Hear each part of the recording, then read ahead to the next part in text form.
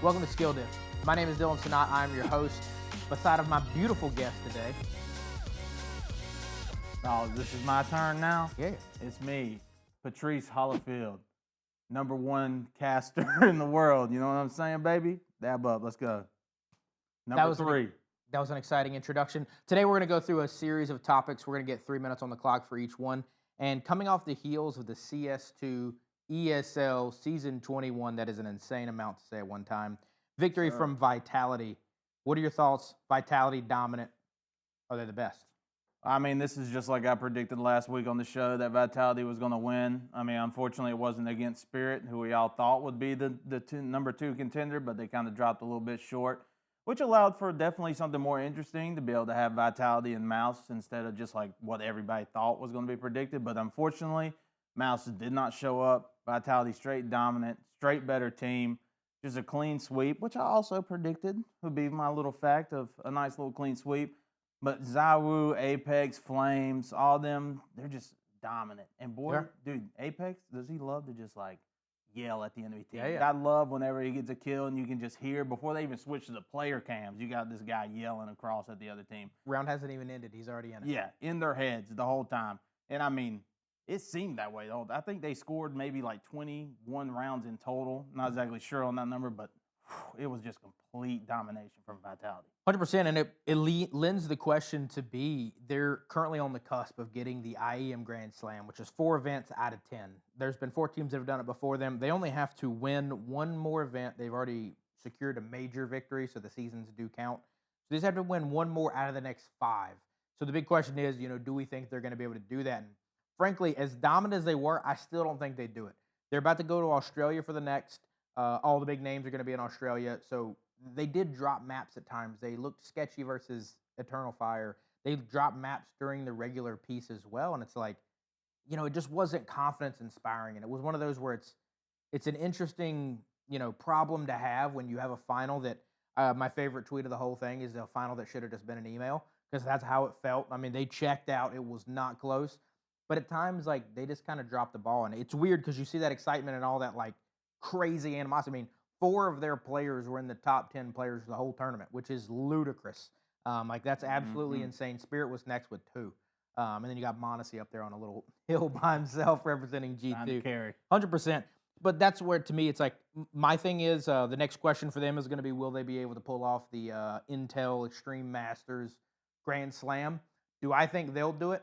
I don't think they're going to win again in the next 5 ESL events. Bold prediction. You think they're winning it?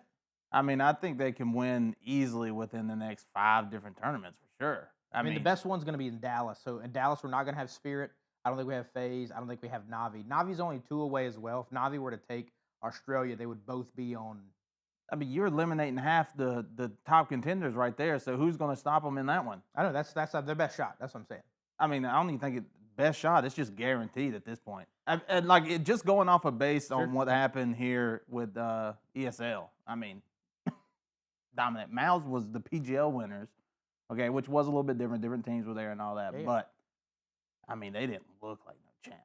They didn't. But anyway, Zywoo, on the other hand, was awarded the MVP. He was. For this tournament, which now makes him pass Simple, everybody's beloved Counter-Strike player, for having the most MVPs.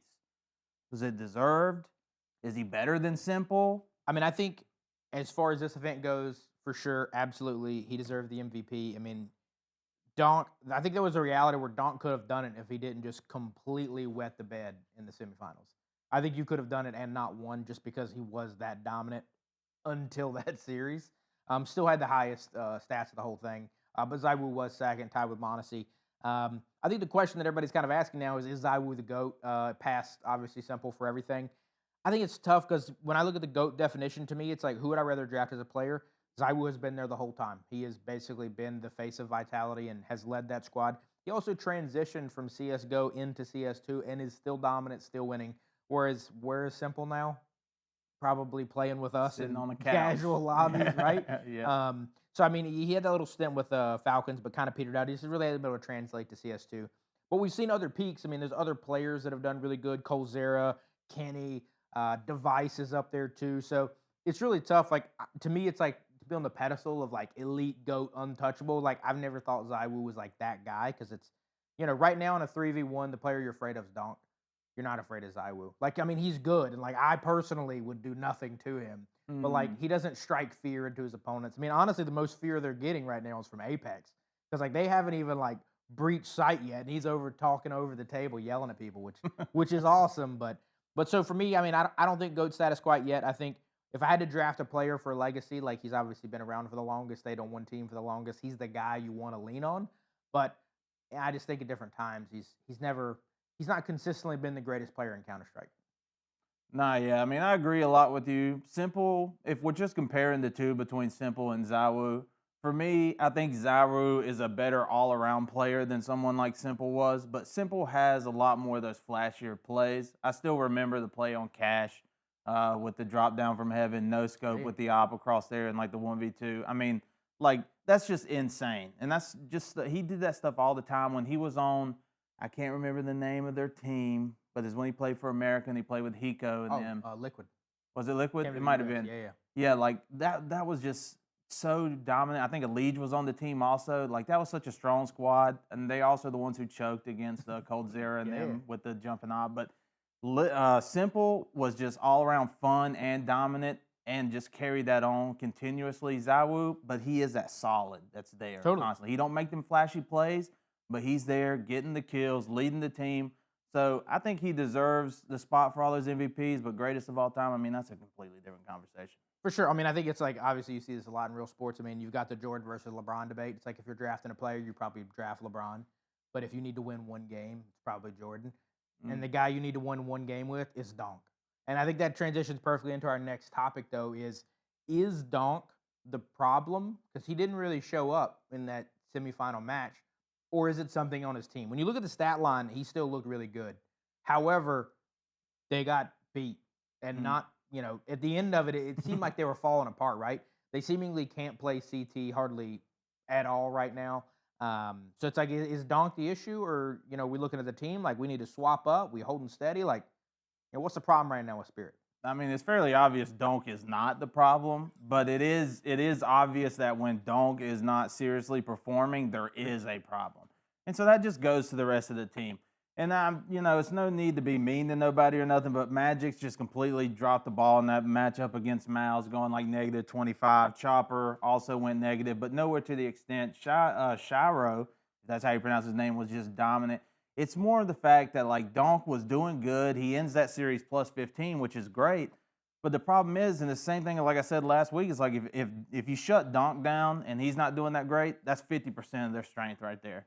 So probably more. It's just probably more. So it's just a matter of if Donk's dominating you, Spirit's dominating you. If Donk's not dominating you, Spirit's not dominating you. So I mean, I'm not saying they need to switch up their team or anything, but it's like Donk can only carry so hard, and he is a superstar, and I'm sure he'll get plenty of MVPs in his time. But the rest of his team's going to have to step it up a little bit and just like work more as a team instead of just trading off a Donk. Okay, Magic's, let's get up there. I know he's a good player. We've seen him pop off on plenty of series, but it's just like if you have somebody dragging it down that far, Donk can only do so much. So the poor young lad, he was very emotional out there. He was. I mean, Donk honestly looked a little bit checked out at times too, which is crazy. We've never really seen that side of him. I mean, but also, in the 18-month run that they've been having so far, it's been, they've not made the finals in 3 events in like 18 months, which is crazy. Like, it's been an insane run. And for us to be like, panicking, what's happening here? They got 3rd for the 3rd time ever. It's crazy. But, I mean, at the same time, it is really valid, right? Like, to me, the whole time, when you look at the stats, you're like, maybe it is Chopper. Like, maybe it is Zontix. Like, those two at times, like, aren't always carried. But, dude, Chopper made some of the most incredible clutch plays. Like, I'm pretty sure, like, there was a point in the group play where it was like half the pistol rounds he 3K'd to win, which is insane. I mean, made such crazy clutch plays. But there also were some timing elements. There was a bunch of, like, weird play calls that they made. And it's one of those, you don't know if it's people not listening, if they're just not running good strats. Like, they do seem defeated. They do seem dejected. And to your point, like, if Donk doesn't enter with 2 kills off the rip, it's like your game plan's real different because you're used to having him control a side of the map. When they were killing him early, they were picking him early. So it did get kind of unnecessarily messy. And, kind of what do you do from there? I mean, it's like we talked about last week. You know, as long as you shut Dunk down, you can always just have that chance of progressing forward, and that's what MOUZ did. But so MOUZ was quite the surprise of getting in the finals. So realistically, what was your like biggest surprise for like the tournament? I think it's the continued success that we have gotten from Monacy. Like he's looked so good. I think that G2 squad is still missing a player or two from being in that kind of elite S tier talent that we've got. But that just leads me into the overarching picture that I have is like Counter Strike right now is like this is probably the golden era, and like you often don't realize it till it's gone. But I would not if MOUZ would have won this whole event, ignoring the final gameplay that we saw. If it would have been a close game and MOUZ would have, we wouldn't have been surprised. If G2 would on a run, we wouldn't have been surprised. If the Mongols would have went on to win, we wouldn't have been surprised. It's like there's legitimately 8 to 10 teams right now who, if they win, you're not going to be like, oh, the world's on fire. This is the biggest upset we've ever seen, which is incredible. I mean, sure, I would say Na'Vi, Vitality, and Spirit feel like they're a little bit of a head above the rest. And then you got kind of like that next pack, which is like Mongols, FaZe, G2, and the pool below them. But realistically, there's 10 teams that could win any tournament. And I can't think of a time when it wasn't a 2 or 3 horse race. Because I mean, you know, we had 5 years basically of Astralis running the table, and then Na'Vi had their run, and like it actually feels exciting. So the biggest good surprise is like the optimism that I currently have for CS, because it looks like it's going to be fun, and it looks like it's going to be fun for a while. Yeah, for me, it's more like I was very, very surprised by some of the more teams that were a little bit lower down in the numbers, like Eternal Fire. Like their Sure. matchup against Spirit was really good, and that's the Totally. one where we talked about Chopper, where he had those clutch plays. Like he really saved them, especially on Nuke, saved Spirit from losing that map. And the same with like the Mongols. It's cool that they're government funded or whatever, so it's great to see them do well, and they played real hard against Vitality. Honestly, they put up more of a fight, of course, than MOUZ did, unfortunately, in the 100%. finals. Like, that was a much better, would have been a much better finals if they was on the opposite side of the bracket. But, like, I agree with you a little bit that, like, a lot of the teams are close, but, like, for me, it's like Vitality's still way up there. I think Spirit's still way up there. So, for me, the biggest surprise was these lower teams doing a little bit better. G2 doing okay. Like you said, Monzi, dominant. Sure. I mean, what was he, like, second rated? Yeah, he was tied with Zywoo for second. Yeah, and that's incredible for them to go out like first round of the bracket play. So they're very cool. So basically, I like having all those middle teams be able to do a little bit better. And not only that, if you ignore the finals, we had so many 2-to-1 map counts. Like it felt like everything. Like I know I made the prediction that we were going to see a dust 2 in overtime. Felt like we went to overtime every time. It was like every game was an overtime. We kept going there. Every map would go to the third. And that's in group play. That was in bracket. That was pretty much everything until the finals. The finals, all bets were off. But before that, like everything did feel incredibly, incredibly close. But with that, we're going to switch over into the biggest esports in the world for the past 10 years, but maybe not any longer, League of Legends. So the first thing we kind of wanted to hit on there is we've got the champions. HLE came in swinging. First game, unbelievably good. And then they beat the crap out of KC. It's not close. Not good to watch. Should have been a tweet or email just like the CS finals. But the first game was incredibly close. But the winner of all of this is Fearless. Fearless got extended. They're going to use that for the rest of the year. We saw 47 champions over 17 games, the most we've ever seen in League of Legends history. Fearless, is it going to save League? I think it has a very high potential of saving League because, like, the problem when I used to watch League was the fact that you would just see, like, the same 10 to 15 champs constantly. And they have, like, a giant roster of, like, 150-plus champions, but yet you'll only see 10 every single game you play, and it just gets repetitive. And then it requires a bunch of patching and nonsense like that for them to be able to, like, make certain champs out of the pool.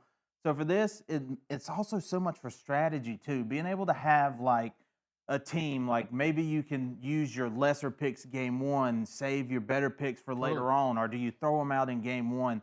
I think it's a very awesome thing that Riot has done to be able to, like, throw in this rotation because some players might be, like, 2 champions pool max they 100%. got. And now they're having to go and learn. If they're going to do a best of 5, they're going to have to do 5 different champs. Yeah, you're going to have to be able to play 5 different ADCs at a competitive level instead of just being a 1-2 horse trick. Yeah, and I mean, that's the crazy thing is, like, when you think about draft priority now, it's like, dude, anything's on the table because like you may have a really scary champ, but like you could save it to the third or fourth game. Like you're going deep in your bag, and like that's what's really interesting to see when it's like, Twitter was having a field day with like North America can't do a best of 3 or anything bigger than a best of 3 because we don't have a deep enough champ pool. Which, I mean, after watching that final, it felt real scary. I mean, we knew HLE and Asia were going to be really scary, and that's kind of the next thing we wanted to touch on is like, obviously it feels like everything in League favors Asia right now, but like the Fearless favors Asia. We removed lane swap, which is like a little bit of some cheeky stuff that North American kind of get away with. Like, are we just too far gone? Is this like, should we just tap out? Like, let's all just go watch like Korea and China play and call it a day? I think that's how it's been in League since like 2014. It feels like America has unfortunately never stood a chance. I think Cloud9 has went the farthest, so they're tied with another NA roster for going the farthest in like Worlds or anything. It's just one of those things where like NA has just never had the, I don't know if it's willpower or skill, champ pool, champ selection, draft phase. It seems like Asia does every single thing better, from its players to its draft to the champions they choose to the way they start the games.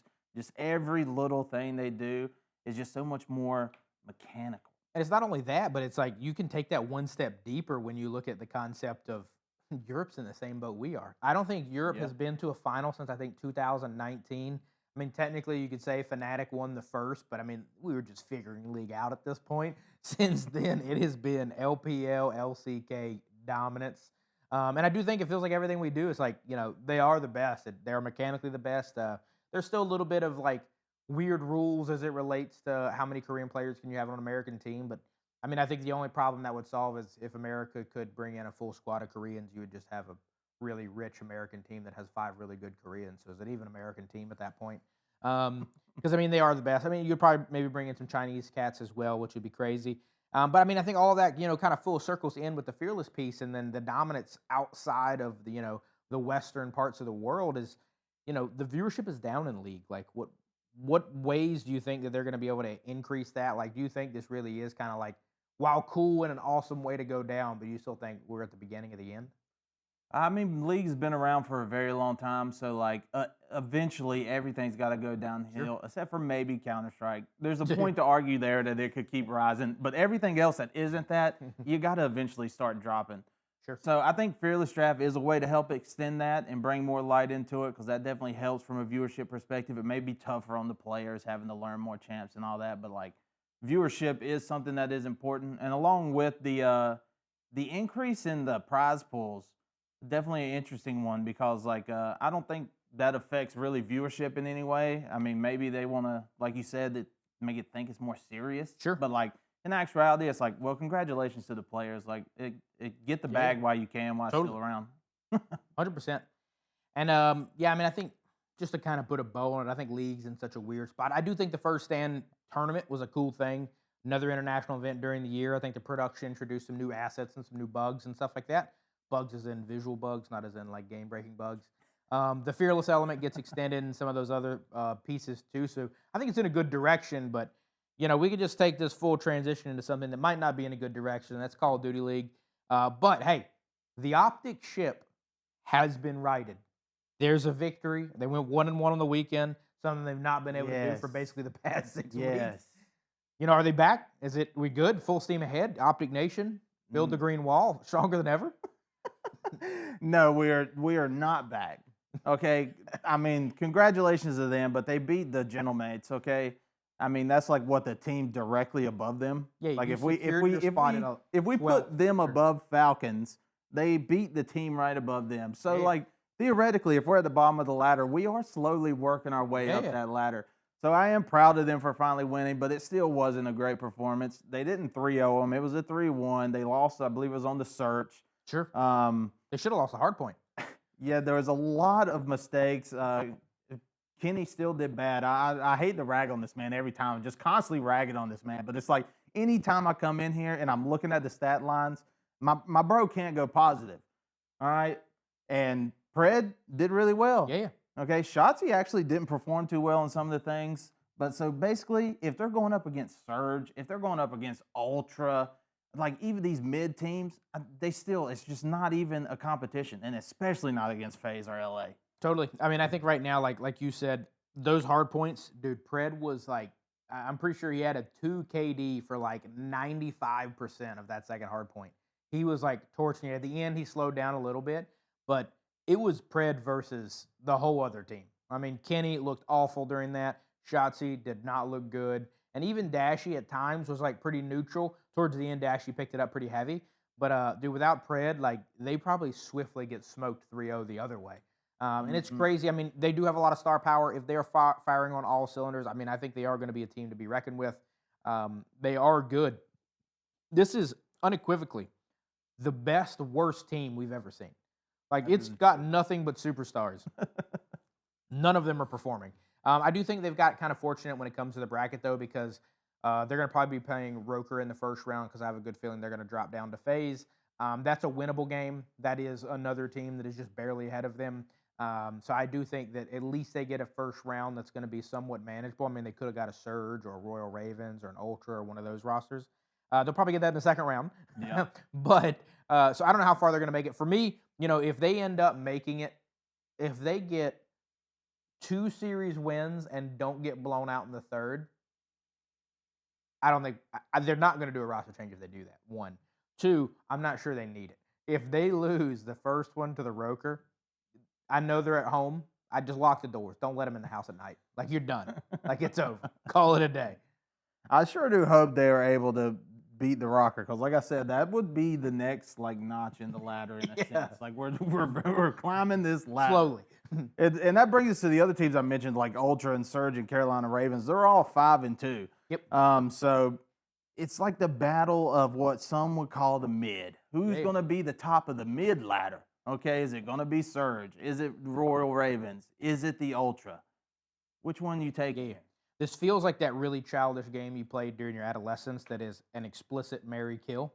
And that's how I feel about these teams because when I look at Ultra, they're like consistently in the mid. I think they're the best of the mid. They're the middest of the mid, right? Okay. But then I look at Surge. Surge's peak is really high. Like Surge versus LAT in that minor one, like they looked disgusting. They looked awesome. Like they looked like they could have and should have won that series. And then they played him again the next week. And dude, they looked awful. Like it was like a 180. So it's like, which Surge do we get to show up? Because I think one Surge can probably beat LAT. They can probably beat FaZe. I think the other Surge might give Optic a run for their money at the bottom. And it's insane that they have like that much spectrum. And then unfortunately for the Carolina Royal Ravens, I think they are just a worse version of the Ultra. They're just they're the below mid. They're not quite mid enough to be mid. Because I think their peak at times with, I think TJ and Gwen are looking really good, but then I just don't think they're going to be able to carry the same way that Ultra are at times. I just feel like Ultra always kind of edges them out. I also feel like Surge is going to edge them out. I think they'll beat the Heretics tier. I think they'll beat the Roker tier, the Optic tier right now. But I think they're kind of the worst of the best, or they're the best of the worst, kind of however you want to slice it. Yeah, it is unfortunate for them because it really does feel like any one of them can win at any given time. Sure. I mean, like you said, Surge looked dominant against LA Thief and then just dropped the ball. Okay, and then Ultra dominating, killed death records by Joey against Optic, but they're beating a lot of just other mid teams. Royal Ravens is the same with them. It's like, who have they beat that's actually better than them? Not much. I mean, you can argue Cloud9 should be in this conversation too, of just like the selection of the mid. And it's like any one of them can win at any given day. And I think that's just what's so unfortunate is that people like the Royal Ravens, like TJ and Gwen, they can't just like quite get it together and be those all-stars to carry and get them above that mid thing. The same thing with Surge, even with the addition of Neptune, you got Nasty and 04 and all them. It's like there's so much star power on there, yet sometimes you're looking so good, yet sometimes you're not so bad. So it's like all the times I've said, it's nothing but consistency with them. It all just depends on who's picking up the controller that day. Sure. And it feels like it's different every time, right? And that's going to lead us into our final element. I know this is going to be a major weekend. We're going to be going down, not less literally, but the COD players are going to be going down to Texas, playing in that Esports Arlington Arena. You got Optic doing a ring ceremony on Thursday, like 2 or 3 nights from now. They're going to be giving out rings from that championship-winning squad that is like 1 in a million right now. Let's go, baby. But hey, and then we're going to be transitioning into the matches. They're going to start on Friday, Saturday, Sunday this weekend. Double elim bracket. 4 teams starting in losers. Unfortunately, Optic's a part of them. What are your predictions? Who do you think is going to win? Okay. Who do you think is going to be in the losers final? And then what's your dark horse? Okay, so for me, win, this is fairly should be obvious for me, is LA Thieves. Okay. All right, the most dominant team right now. The only person that can even keep it close to them is FaZe. Surge, sure, they did that one time, but I think LA is on a league of their own right now, and they need somebody to come take them down to make it a little bit more interesting. For my dark horse, I think I'm going to go with the Surge here. I think after that performance they did have against LA, they definitely had the potential to be up there and potentially bring home the win. I doubt it, but it's possible. And for the losers finals, I think that's going to be, man, that one's a tough one. I think I'm going to give that one. I'm going to be nice and give that one to our hometown here, Carolina Royal Ravens, because I don't think they're good enough to make it. Probably. Okay. I mean, who else is it going to be in the losers finals? Sure. Yeah, I think for me, I think we're going to see FaZe wake up. FaZe is going to run their side straight to winners final. I think winners final, they're going to play an LAT team, and it's going to be a bloodbath. I think FaZe comes out on top. LAT goes down to losers. LAT loses the next match. And in the finals, we're going to have a Toronto Ultra team versus the Atlanta FaZe. I think the Surge are going to be cooled off a little bit. I think the Ultra is going to be my dark horse. I mean, I think at times they can kind of light it up.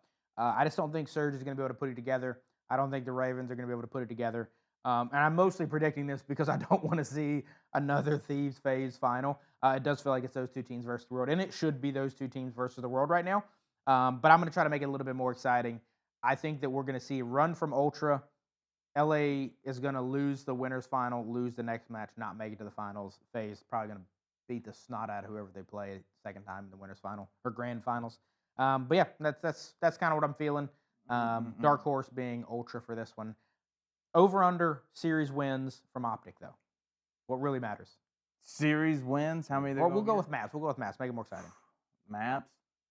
I think they win. I'm gonna give them a total of 5 maps. That's a series. Yeah, they're gonna get it. They're gonna get at least one series. That first losers elimination bracket there, whoever they got first, they're winning that one. They're winning that one, and then they're going home. Optimism, copium, hopium, whatever it is. Optic to Thieves, hometown powers them. They make 3. They win 3 in the losers. Optic wins 3 in the losers. 3 in the losers. Hometown heroes. Do it for the fans. Hex in the crowd. Pop a Hex up there yelling at them. As much as a storyline as that would be, that's not happening. I mean, hey. Have we all been watching the same games for these past month here? So you're saying we should have put that in buy or sale, which is what we're about to hop into next. We're going to run through real quick and machine gun through some cool things in the world of esports and other gaming news for a segment we like to call buy or sell. We're each going to get an option to buy it, sell it. We should start limiting our buys. That's what we should probably do. We do buy a lot. Well, we do buy a lot. First one, I'm not sure we're going to be doing that. The first one is Rainbow Six X did its preview. They got Jinxie, they got Shroud, they got all these cats to show it. Bigger, better, badder than ever. Is Rainbow Six X back? New king of esports. Buying or selling? I'm just selling the whole thing in general. I think Rainbow Six is, while it is an okay game, it's like one of those things of beating a dead horse trying to keep it alive.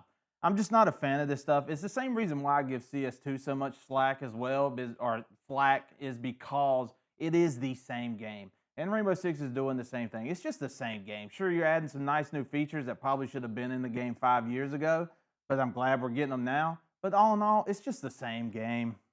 I mean, I do think personally that I like painting these things up and getting people more hyped to come back. Because CS slowed down. I mean, we're right now breaking player numbers in CS, and it's do you think that is, if it will still go, would that be happening? Probably not.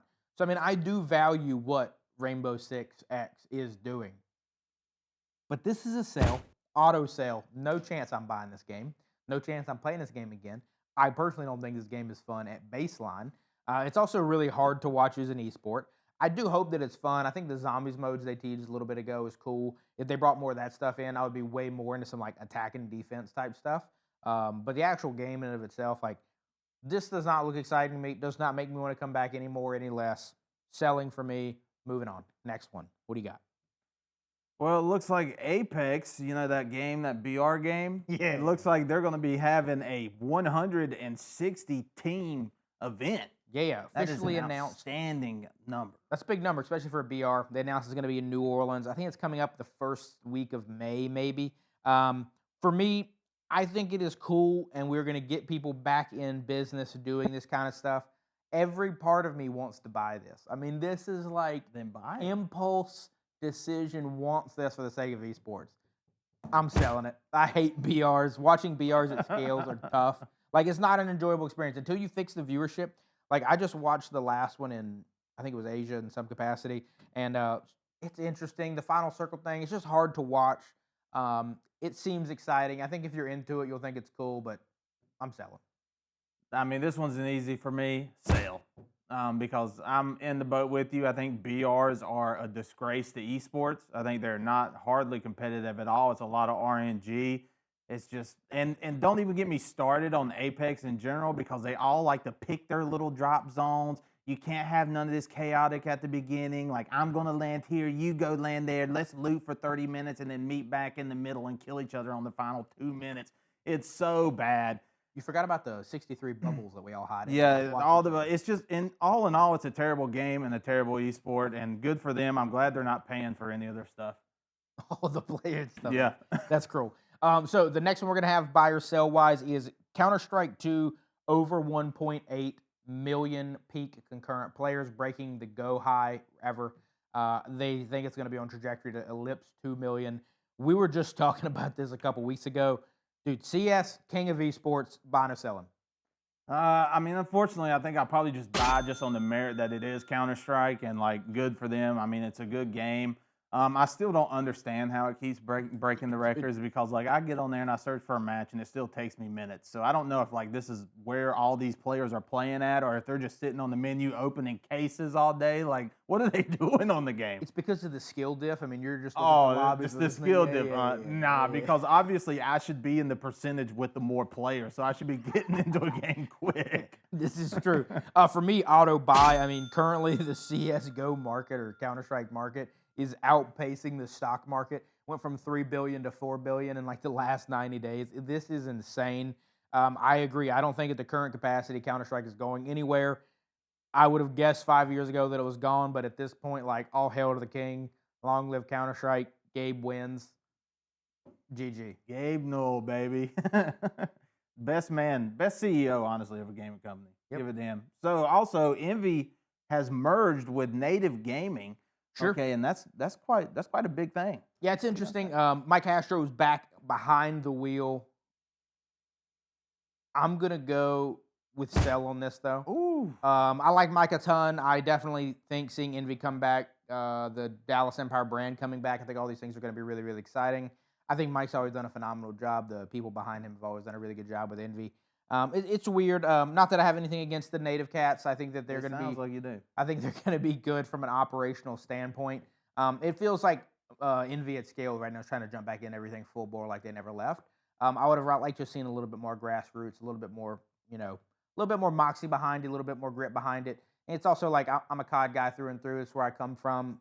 So did Envy, and it's like it's weird not seeing the Empire. It's weird not seeing that kind of stuff. So it's weird they're leaning into Apex, they're leaning into Marvel Rivals, and all this other stuff. And I just don't really get behind those games. It doesn't feel like it doesn't feel like I'm bleeding blue anymore. So I'm out. I'm selling. I'm walking. Yeah, I mean, for me, I think I'm just going to buy just because, I mean, I like the fact, I mean, I like Envy. It's like, excuse me, it's a more of an OG org, so I always want to see them stay around the esports league. Unfortunately, yeah, Apex and Marvel Rivals is definitely not the way to go, at least from my predictions. I mean, I'm just sitting here on the table, so I could be completely wrong, but, like, I think they're going to lose some money with those. Sure. But I think it's cool with Native, too, with it being the indigenous people thing. I've seen a lot about that, about how, like, there's, like, a co-owner of Envy and, like, has that little bit of indigenous representation, which I think some people would be able to relate to, which I think is cool. New fan base. I think moving on, the next buy or sell topic is, technically it's Marvel Rivals, But the specific subset of Marvel Rivals is there's this clip where Shroud doesn't even know what's happening. Like, literally has no idea what's even happening in the game that he has a team for. What is Marvel Rivals? What is this? We buying or selling? I don't know what we're buying or selling exactly, so I'm just going to say sell for two things. Sell for Marvel Rivals as an esports game, not as a regular casual game, and sell for Shroud, who's just having a bad week all around. I mean, we didn't talk about Spectre Divide, did we? I think we did. Yeah, so he's just having a tough week. Marvel Rivals is just terrible to watch. It's just a casual game. I don't know why he's spending all this money. Oh, I do know why. It's because that charity event, he raised enough, so he had to go in. Sure. So bad for him, dude. And I may be Shroud's biggest hater because, like, dude, the way he abandoned Spectre Divide like that, literally talked trash about the game that he was help marketing. Crazy strategy from him. Sure. Big, fat L for him, dude. Big Sure. sell. Sure. I'm selling as well. Like, Marvel Rivals is an esport, tough to follow. I agree that it should be Fortnite level fun, and that is it. It's funny on the Shroud's part. I did like, back to Envy and Mike Hastro, I did like the banter between them two, talking crap at one another about it. That's the only part that makes it a halfway hover the buy, but we're selling. Get this Marvel nonsense out of here. Like, play the game, enjoy the game, love the game, but it's not an esport. The next one we got is Baseball X Fortnite. I know we've got the resident Fortnite expert nerd, connoisseur over here. Mm-hmm. We got Shohei Ohtani of the Dodgers gets his first MLB collab skin. He's obviously worldwide. You buying or selling? You probably are literally buying. I'm buying, and probably literally buying also, because like Fortnite just does the best collabs. Like you're talking about, like for being fun and stuff. Like Fortnite has the fun. Fortnite has the collabs. Fortnite just has everything that you want and more. It's turning into, like, what is it? Ready Player One. Basically, like, it's just a hub. You go to the hub, it has everything from Hunter x Hunter to baseball to basketball to Shaq to Juice World to everything. I think they should do more collabs like this, obviously, with other baseball players, with other sports in general, which they have done, obviously, but just as a way to, like, get their name out there more. You win the MVP, Rookie of the Year, whatever it may be. Fortnite collab skin. Awesome. Let's go. Complete buy. I'm selling for a different reason, because I obviously do not play Fortnite in any capacity. I think that, like, when you look at the things they've done with, like, Travis Scott and the Mellow concerts, the Marshmello concerts, there's a lot of cool stuff they could do. It feels like this is just like a Shohei, big international superstar, give Shohei cool thing. He likes Asian market and plays baseball. Cool. Megastar, touch point, middle. It doesn't feel very endemic. Like, when you saw the cool concerts they did and, like, some of those other elements, like, those are cool, unique experiences. Like, to your point, do a sporting collab. Do something dope. Like, I know they can do it. Like, the cars in the game are cool. I don't know, maybe have a best athlete from each sport in there. Maybe take, some of the best baseball players of all time. But, like, I don't know. Just feels like everybody's, like, riding Shohei. I'm obviously a Yankees fan. A little salty from what happened last year in the postseason. This is the most biased take from you I've ever heard in my life. What do you mean? Just finish up, dude. Finish up. This is so biased. Like you said, Yankee fan. That's all. All anybody needed to know. Aaron Judge didn't get one about this. It's crazy. About this. It's crazy. But we also had, like, Mike Trout, who's the face of baseball for a little while. You didn't lean into him whenever he was leading the sport. It does feel like it's an international pool, so it's, like, business and marketing wise, good move. But, like, exactly. I'd say they could have done better. Salty. Just could have done better. Salty. Speaking of salty, why don't you tee us off on the last one? Tee us off with what is the next one here? We got the Kick streamer deal. Yeah. All right. So basically some better incentives and easier access for people to get into to start making money on Kick, following in the heels of their copied platform, Twitch. So what do you think about that one, sir? I'm selling it. I'd sell it if it was Twitch. I'd sell it if it was Kick. I'd sell them all right now. I think I like its stuff. I mean, Kick is a weird platform. I feel like, no disrespect to anybody on that platform right now, but it feels like it's where you go if you're not allowed on Twitch. It's where you go if you're not allowed on YouTube. It feels like a place where bad things keep happening. Weird PR, all the events on it are, like, often fringe talent doing fringe stuff that's kind of sketchy. So, I mean, I think it's good for the creators, and I do hope that creators tend to get a little bit more out of it. But, at the end of the day, I think we all know and are aware YouTube is probably the best platform, purely from a monetization standpoint. Twitch doesn't really help its creators in terms of growth, in my opinion. I don't really think Kick solves that problem. Like you said, it's literally a clone. Like, there's nothing better or worse about it. I just think that if you're into gambling, you're into some degeneracy, and you want to be a little bit more scandalous, maybe Kick is the place for you. So I'm selling. I'd sell it if it was Twitch. No difference to me. Yeah, I mean, this is a big sell for me as well because Kick is just the DGen platform, and where, like, if you want to see gambling, and a lot of other questionable stuff that we can't say on here that has come out about that platform and the people on there. So it's just it's really a disgusting place. Honestly, if you're getting the bag on Kick, good for you. But, like, I'm not respecting you as a human being. I'm just gonna say it. Like, Kick is just the DGen place, and like. It is tough that it's taking things like that because I do think Kick has pushed a lot of things forward, so it's like not all net negative. Like they have made Twitch step up, they have made YouTube and others. Competition's good. Sure, but I don't disagree. I wish. But like I look on there and people are just sitting there gambling in front of like all these. It's so DGen. It's so bad. Sure. I'm sure there's nice people. Hopefully so. But that's all we have for today. We are not on Kick, and I don't think we're going to be. But we'll see you next time. Hopefully the skill difference will catch us up, but I don't think he's playing games. He's basically retired. We'll see you next time. Peace out.